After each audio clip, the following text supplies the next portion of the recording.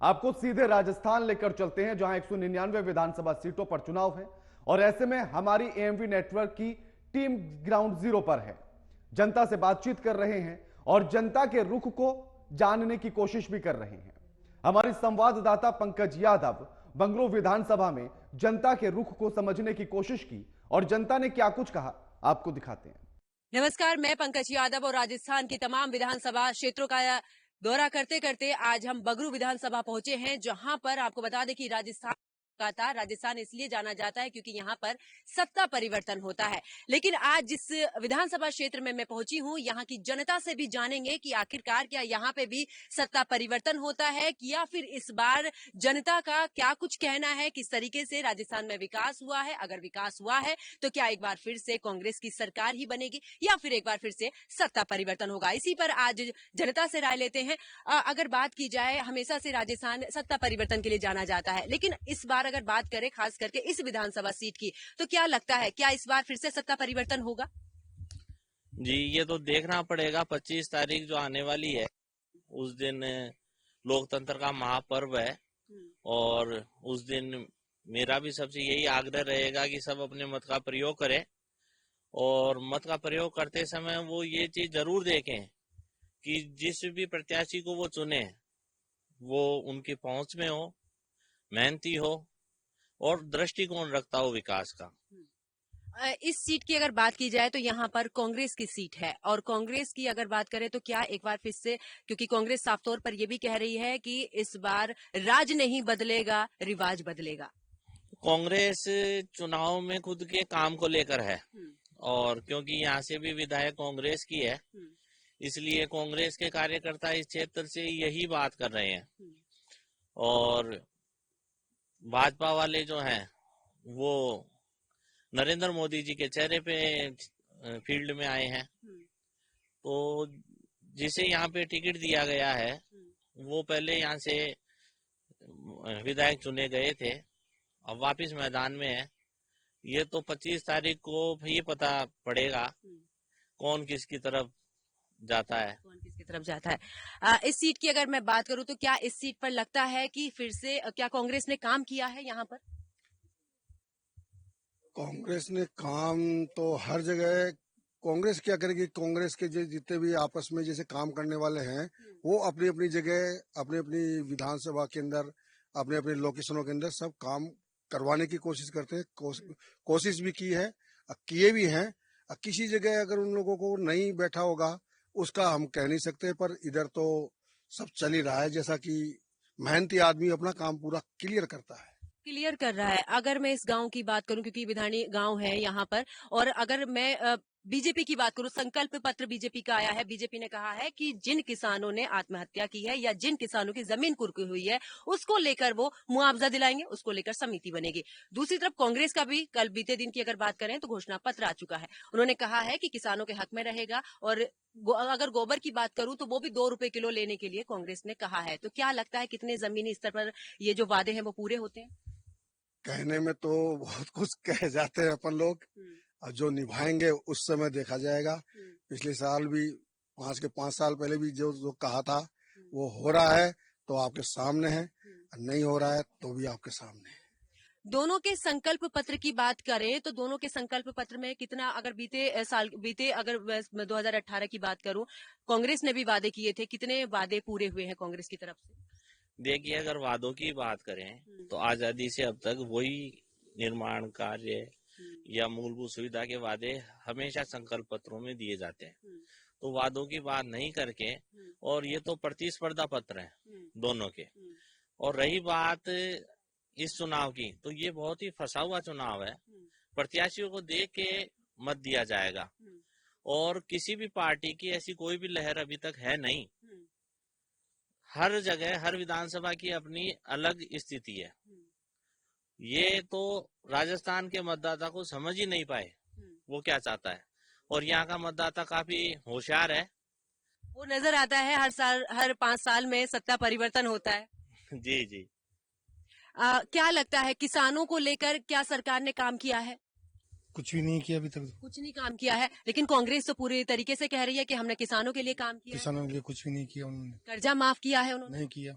लेकिन वो तो कह रहे हैं कि हमने अगर राज्य स्तर की बात करें, सहकारी बैंकों की बात करें, तो हमने तो कर्जा माफ किया है। नहीं हुआ, हमारे पिछली बार का ही बाकी, कुछ भी नहीं हुआ। आपका कर्जा माफ नहीं हुआ? कितना कर्जा था आपका? हमारा है 6,40,000 रुपये। 6,40,000 रुपए। तो क्या उसमें ब्याज लगकर या किस तरीके से ब्याज लगा है, ये देना पड़ा हमारे को। देना पड़ रहा है? तो फिर सरकार इस तरीके से अभी भी कह रही है कि अब हम जो आगे कर्जा दिलवाएंगे उसकी राशि भी हमने बढ़ा दी है, कोई ब्याज नहीं लगेगा। नहीं, ब्याज लग रहा है अभी। ब्याज लग रहा है, तो कोई भी वादे पूरे नहीं। पूरे नहीं हुए अभी तक। क्या लगता है कि किसानों को लेकर इतने वादे जो है वो सरकार कर रही है, आपको लगता है कि किसानों के लिए काम किया है? नहीं किया। नहीं किया है। क्या आपने भी इस दौरान कर्जा लिया था? कर्जा नहीं लिया, हम तो मेहनत से करते हैं काम, मेहनत से खाते हैं। मेहनत से तो खाते हैं, लेकिन अभी क्या होता है कि कुछ चीजें ऐसी होती हैं जहां पर कर्जा लिया जाता है, और जिन किसानों का कर्जा माफ की सरकार बात कर रही है, क्या वो कर्जा माफ हुआ है? कोई माफ नहीं हुआ। कोई माफ नहीं हुआ है। महिला सुरक्षा को लेकर अगर मैं बात करूं तो क्या राजस्थान में, क्योंकि महिला सुरक्षित है, क्या आपको लगता है कि जब बेटी घर से बाहर जाती है क्या वो सुरक्षित है? मेहनत करे खावे छे।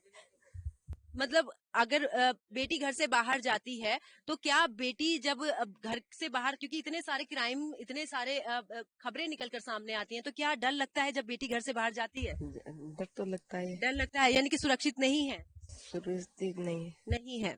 अच्छा, इस दौरान अब तमाम वादों को लेकर सरकार ये बात भी करती आ रही है कि हम जो है वो ऋण देंगे, उस पर ब्याज नहीं लगेगा। तो बीते उस समय की अगर बात की जाए तो क्या इस समय पर जैसे अब घोषणा पत्र लाई है वो सही है? क्या उस पर काम होगा? ये तो ऋण की जो बात है, तो ऋण तो मिल ही जाता है, वो तो एक पूरी पॉलिसी है। और ब्याज मुक्त ऋण देने का जो है वो कौन से उनके कार्य क्षेत्र में बैंक आते हैं, उस बैंक के अधीन काश्तकार ऋण ले भी सकता है, नहीं ले सकता, तो ये काफी बातें हैं। सिर्फ एक ऋण देने की बात के ऊपर तो कैसे निर्णय लिया जाए? अच्छा, गोधन को लेकर जिस तरीके से सरकार कह रही है कि हम 2 रुपए किलो गोबर खरीदेंगे, तो क्या लगता है चारा इतना महंगा हो गया है, 20 रुपए किलो तो चारा ही मिल पा रहा है, 2 रुपए किलो आप गोबर लेंगे, तो क्या लगता है क्या वो कारगर साबित होगा किसानों के लिए? मैडम ऐसा है, 2 रुपए किलो गोबर जो ले रही ना सरकार, वो बहुत अच्छा काम कर रही है। वो इसलिए कर रही है कि जो गोबर इनका, जो अपना गोबर क्या काम आता है, खेती में काम आता है। ये गला गला के उसके खाद का रूप ले लेती है। इनका अगर जैसे 70% गोबर इनका खेत में काम आ जाता है, तो 30% जो बचा है तो वेस्ट है वो इनको लोगों के लिए। तो अगर जो वेस्ट चीज इनको अगर 2 रुपए किलो भी ले रहे हैं तो वो कम नहीं है, वो बहुत है। क्योंकि अगर एक ट्रॉली लेते हैं 11-1200 रुपए की ट्रॉली जाती है, और ऐसे अगर उसमें बढ़ते हैं तो एक ट्रॉली में कम से कम 3,500 से 4,000 किलो का गोबर जाता है। अभी जैसे आम चीज में बेच रहे हैं तो गोबर जाता है 11-1200 रुपए। तो गोबर बढ़िया चीज है, तो अगर सरकार इनको, किसानों को फायदा होगा गोबर से, उससे फायदा होगा। अगर महिला सुरक्षा की मैं बात करूं, क्या राजस्थान में, क्योंकि इतने सारे केस हैं और राजस्थान दुष्कर्म के मामले में पहले नंबर पर राज्य में बनने वाला है, तो क्या लगता है आपको कि आखिरकार जो महिला सुरक्षा की बात कर रही है दोनों सरकारें, चाहे कांग्रेस की सरकार हो या बीजेपी की पार्टी हो, क्या लगता है क्या महिला सुरक्षित है? अब महिला तो सब सुरक्षित ही है, ये तो कहीं कुछ आदान प्रदान कुछ हो जाता है, ऐसा है। आज के टाइम ये है नहीं कि आज की सारी महिलाएं सब इंटेलिजेंट है, सारी कुछ अपने आप में समझती है, सब कुछ चलती है, अपने तरीके से रहती है, सब सुरक्षित है। सब सुरक्षित है। लेकिन खबरें जिस तरीके से हैं और जिस तरीके से हमने भी देखा है, भीलवाड़ा में एक बच्ची को जला दिया जाता है, उसके साथ में दुष्कर्म होता है, वो बाहर जाती है खेत पर, उसके बाद उसे जिंदा जलाया जाता है। क्या आपको लगता है महिला सुरक्षित है? वो जो वहाँ पे घटना हुई वो तो बहुत ही दुखद घटना थी। आज भी ये विचार नहीं किया जा सकता कि ऐसा कोई कैसे कर सकता है, पर अपराध होना भी एक अपने जीवन चक्र का एक पहलू है। ये नहीं माना जा सकता कि कहाँ, कब, किस समय, किसके साथ क्या अपराध हो जाए। कहीं घटना होती है तो वो किसका फेलियर है, क्या है, ये सब जांच के विषय है। और पेपर लीक की अगर मैं बात करूं, क्योंकि एक बड़ा युवा राजस्थान में रहता है और पेपर लीक के जो मामले हैं वो लगातार बढ़ते जा रहे हैं, क्या उन जो युवा है उनका क्या होगा जिनकी ओवर एज हो जाती है? वो भी एक बड़ा चिंता का विषय है। पेपर लीक से हताशा हुई है, जो मेहनत करते हैं, गरीब बच्चे हैं, गरीब नहीं भी हो तो भी जो प्रतिस्पर्धा पे अपना समय देकर, सब कुछ देकर और परीक्षा में बैठते हैं, प्रतियोगी परीक्षा में, और परिणाम आने से पूर्व उन्हें पता पड़ता है कि उनके साथ धोखा हो गया, तो वो एक बहुत बड़ा एक विषय है जिसमें सुधार होना बहुत आवश्यक जरूरी है। विधानी, अगर गांव की मैं बात करूं, यहाँ पर कितना विकास हुआ है? अभी तो कुछ ही नहीं हुआ यहाँ। कुछ भी विकास नहीं हुआ है। क्या कुछ आपकी उम्मीदें हैं कि अगर हम अगला कैंडिडेट को हम जिताते हैं तो यहाँ पर क्या कुछ विकास होना चाहिए? यहाँ तो विकास बहुत होना चाहिए। जैसे पानी की समस्या, पानी की समस्या ज्यादा है। पानी की समस्या ज्यादा है। कैसे पानी की समस्या? या सिंचाई को लेकर या पीने के पानी? पीने के पानी की, पीने के पानी पीने को के लेकर। पानी की। वो सबसे ज्यादा समस्या है। अच्छा, गैस सिलेंडर की बात करें, दोनों ही आप बीजेपी हो या कांग्रेस हो, दोनों ही अपनी तरफ से एक 450 रुपए में गैस सिलेंडर देने की बात कर रही है, तो कांग्रेस 500 रुपए में देने की बात कर रही है। क्या लगता है इससे क्या असर पड़ेगा? असर तो पड़ेगा ही, ये डेली काम आने वाली चीज है। डेली उससे खुश है? हाँ। उससे खुश है? 500 रुपए में सिलेंडर मिलेगा या फिर 450 रुपए में सिलेंडर मिलेगा? 450 देंगे जब ना। क्यों, अविश्वास नहीं है? विश्वास नहीं है। नहीं मिलता? क्या लगता है अगर गैस सिलेंडर की बात करें, क्योंकि गृहिणी ही सबसे ज्यादा गैस सिलेंडर का इस्तेमाल करती हैं, 500 रुपए में सिलेंडर मिलेगा तो अच्छा रहेगा? अच्छा काही न रहो, ये तो सब माँ नहीं बोल ले सर, माँ कोई डीजल का बिलन सब माँ करने ले रहे थे, सब बनते सब माँ परी आ रहे थे, तो काही कौन सब और बोटा टाइम तो आवे छे, और कोई आ रही है उनका बिल फिल माँ परी पटक रहा छे। मैं अच्छा कोने निकासीदार तो कुमा कुमा और राज में ही दे दिया था, माँ परी आ रही है। ये आजकल पटक रहा छे कोने लुगायन भाई 5,000 रुपया दे रहे थे, 2,000 जे माँ फरी छे सब। राज पर कहीं कौन कुछ नहीं है। कुछ नहीं कुछ नहीं है। वोट ले जावा की टाइम छे, बस खाली वोट बैंक के लिए आते हैं, उसके बाद में जितने वादे हैं उस पर काम नहीं होता है। और कैसे दारा की फसल डूब जावे छे, काई देवे छे माने, मेहनत कर गेल लाग जावा छे। बीज खाद लियावा भी मांग सोसाइटी मान तो मांगा दे छे, माँ खा काई उन लिया तो यहाँ से काई उन लिया सब माँ खा मार के मारे छे गुदड़ा। बिल्कुल, यानी कि वोट बैंक की राजनीति यहाँ पर होती है, कुछ कितने ही वादे कर दे पूरे नहीं होते हैं। वादे तो कभी कोई पूरे करता ही नहीं है, कोई नहीं करता। अब जिस तरीके से बोल रहे थे कि इतनी सारी चीजों के सिर्फ वोट बैंक के लिए आते हैं, उसके बाद में कोई नहीं वो तो प्रत्यक्ष में है, सेवा के लिए कोई राजनीति में नहीं आ रहा।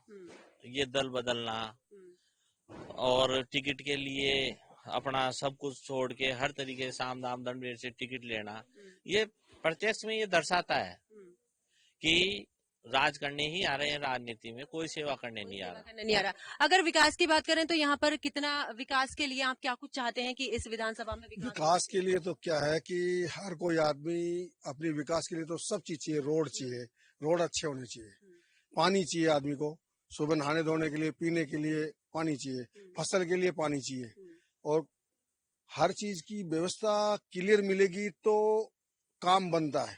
और क्लियर नहीं मिलती है उस जगह फिर अपन क्या कर सकते हैं? और सब केवल अपनी रोटी सेकते हैं, किसके ऊपर? केवल विकास का नाम लेकर के जाते हैं, अपना वोट लेते हैं, जय सिया राम हो जाते हैं। कोई कुछ नहीं करता। खरा कोई नहीं उतरा आज तक। खरा अगर कोई उतरता है ना तो उसके पीछे हम लोग रहते हैं, उसके पीछे रहते हैं। अब कुछ कांग्रेस में अभी अपने करने वाले कर रहे हैं, हम उनके साथ में हैं, जो काम करेगा उसके साथ है। अभी न तो बीजेपी न कांग्रेस, ओनली काम करने वाला सदस्य देखते हैं हम, भाई ये बंदा यहाँ हमारा काम कर रहा है, हम इसके साथ है, हम उसको जिताएंगे, ये है हमारा उद्देश्य। ये उद्देश्य है। तो देखा आपने किस तरीके से, अगर बात चाहे बीजेपी की करें या फिर कांग्रेस की करें, जनता का सिर्फ यही कहना है कि जो काम करेगा उसके साथ में हम हैं, जो काम नहीं करेगा तो शायद हो सकता है कि सत्ता परिवर्तन हो। कैमरामैन विवेक के साथ मैं पंकज यादव, जयपुर।